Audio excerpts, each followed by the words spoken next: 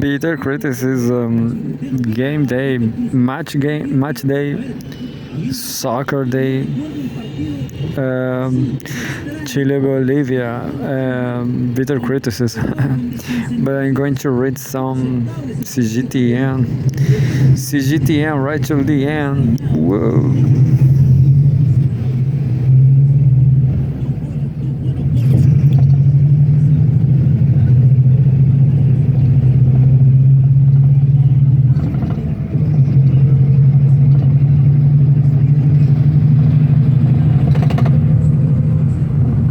I'm going to read again a Russian Chinese news about Russia, September 10, 2024. Russian forces intercept destroyed 144 Ukrainian drones over 9 Ukrainian regions. A lot of drones, 144.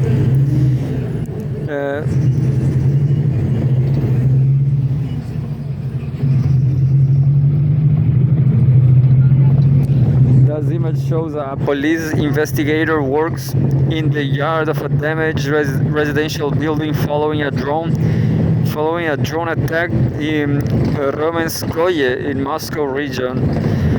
The Russian Defense Ministry said Russian forces have intercepted and destroyed 144 Ukrainian drones across 9 of the country's regions on Thursday. 72 drones were destroyed over the Bryansk region, 20 over the Moscow region, and 14 over Russia's Kursk region, said the defense ministry. Over 9 apartment buildings in the Romanskoye district of the Moscow region had been damaged as a result of a drone attack, according to Moscow region's governor Andrei Vorobiev. According to preliminary information, 1 woman died, 3 people have been hospitalized, and 43 people have been placed in temporary housing centers following the attack. Just remembering that Russia started all this thing because Ukrainians were killing Russian people in the Donbass. So I guess it's fair, it's heroic at least. I guess Russia is doing well, despite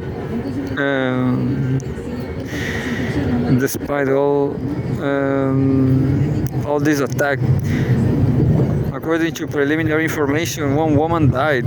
Despite this death is worth, because in the Donbass so much more died.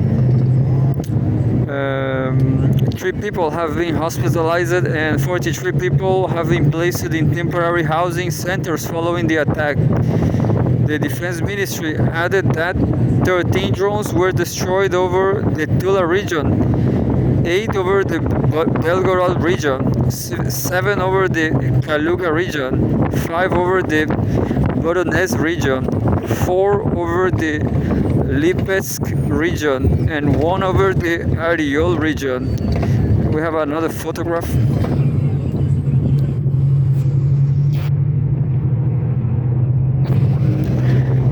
The site of a damaged multi-story residential building following an alleged Ukrainian drone attack in Ramenskoye outside Moscow, Russia.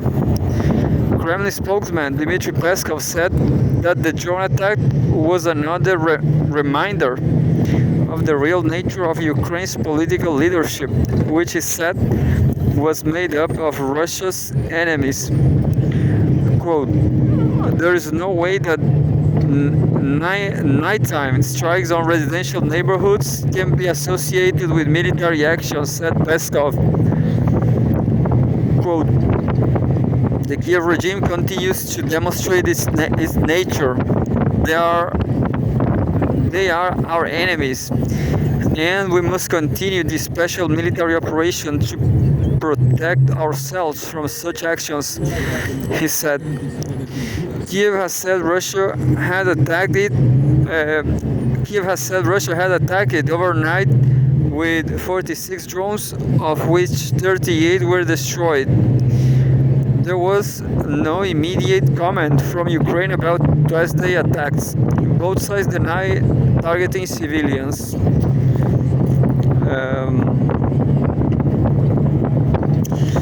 This was with input from Reuters and Xinhua News. Well, there's no news related to Russia.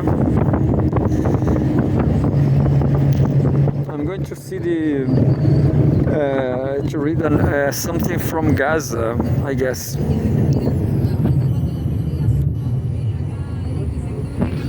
And says Europe, September 10, 2024. Gaza tent camp struck by missiles as Israeli police officers killed in West Bank. This is a huge news. We have a photograph.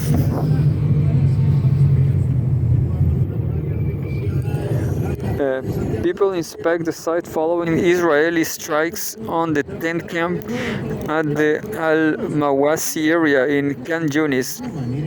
Israeli strikes ripped a huge crater, set tents ablaze, and buried Palestinian families alive under sand in a safe zone in southern Gaza before dawn on Thursday, killing or wounding scores of people, according to Palestinian officials. Israel said it has struck a command center for Hamas fighters, who it said had infiltrated the humanitarian area in Al-Mawasi, a vast camp on sandy soil where the military has told hundreds of thousands of Palestinians to shelter, since ordering them out of their homes. Hamas denied any fighters were present. The Gaza Civil Emergency Service said it believed at least 65 people had been killed or wounded, but it could not provide a breakdown of the casualties because many people had been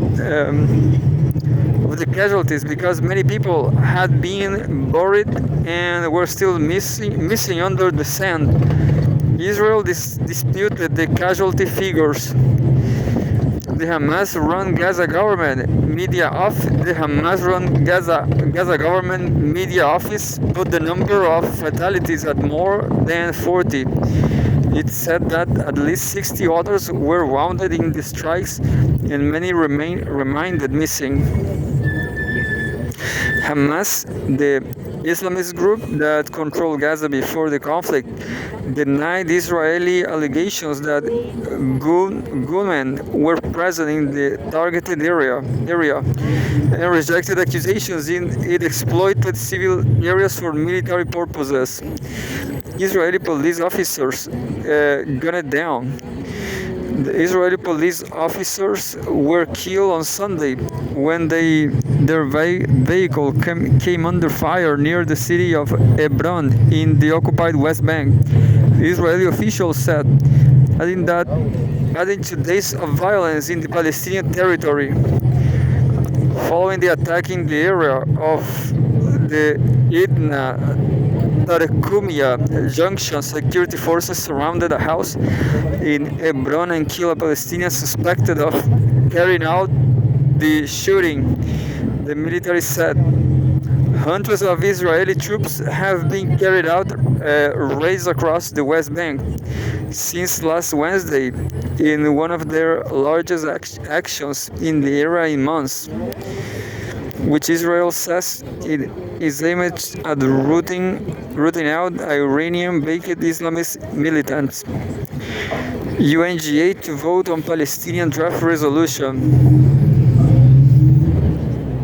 The United Nations General Assembly is likely to vote next week on a Palestinian draft resolution damaging Israel and its unlawful presence in the occupied Palestinian territory within 6 months.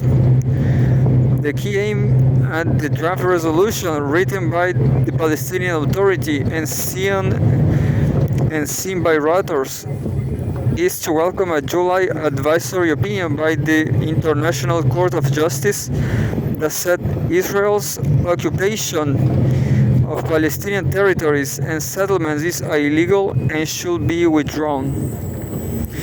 But while the advisory opinion by the United Nations highest court, known as the World Court, said this should be done as rapidly as possible, the draft General Assembly resolution puts a 6 months time on it. The vote will come just days before world leaders arrive in New York for their annual gathering at the United Nations.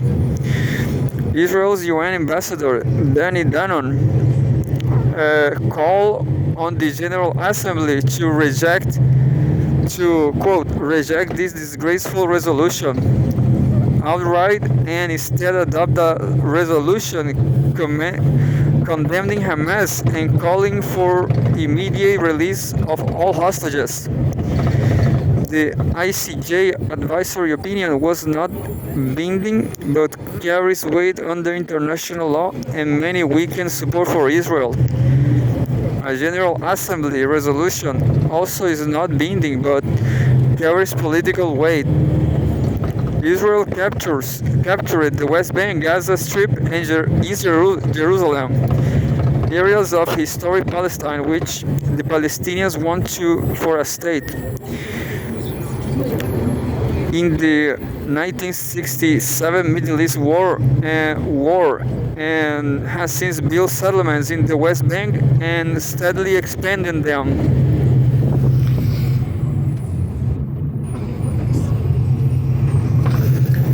Israel's UN ambassador Danny Danon called on the General Assembly to reject the Palestinian resolution. Days before Israel and Hezbollah full-on war, a member of the Knesset's Foreign Affairs and Defense Committee has said it is a matter of days before full-on war erupts between Israel and Hezbollah in Lebanon. Nissim Vaturi from the ruling Likud party told the Cannes public broadcaster that when this happens, Beirut's Daniyeh suburb, a major Hezbollah stronghold, will look like Gaza. The Times of Israel reported Vaturi as saying Netanyahu had briefed military officials Sunday and told them, quote, "We must end this saga." He added that war in Lebanon should begin with a major preemptive strike followed by a ground invasion. Demands for inquiry. The U.S. called on Israel on Monday to complete a full inquiry into the killing of an American-Turkish woman last week in the Israeli-occupied West Bank, saying it believes Israel has begun such a probe. Turkish and Palestinian officials said on Friday that the Israeli troops shot 26-year-old Aysenur Ezgi, who had been taking part in a protest against settlement expansion.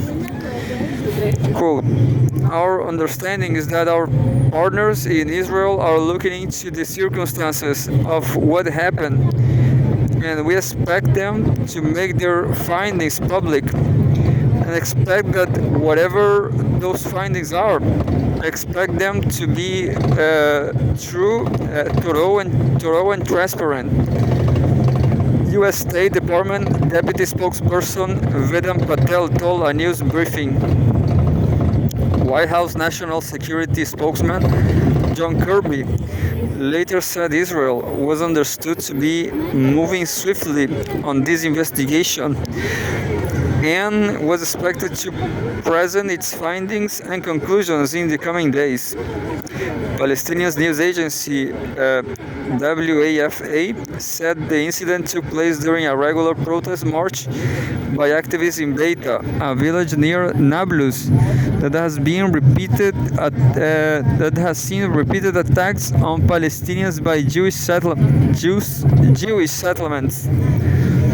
Turkey's President Tayyip Erdogan condemned Agi's death, saying in a post on social media that Turkey will continue to work in every platform to halt Israel's policy of occupation and genocide. Israel denies its actions in occupied Palestinian territories amount to genocide.